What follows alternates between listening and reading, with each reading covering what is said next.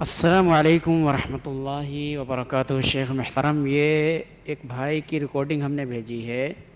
انہوں نے سوال کیا ہے، کیا شوال کے مہینے میں عمرہ کرنے والے کے اوپر حج واجب ہو جاتا ہے یا اس کو حج کرنا ضروری ہو جاتا ہے؟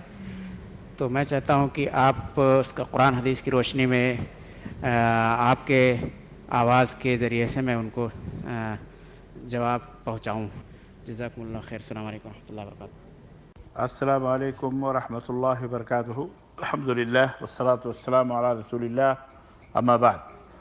یہ جو سوال وارد ہوا ہے، آیا ہے، یہ عام غلط فہمیاں پورے مسلمانوں میں اکثر و بیشتر پھیلی ہوئی رہتی ہیں۔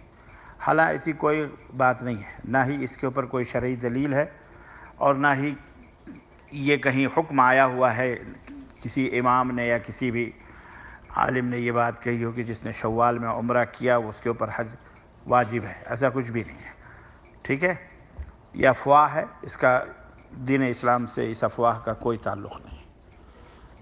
قرآن و حدیث میں اس کی کہیں ذکر نہیں ہے۔ واللہ اعلم بالصواب، وصلی اللہ علی نبینا محمد وعلی آلہ وصحبہ اجمعین۔ والسلام علیکم ورحمۃ اللہ وبرکاتہ۔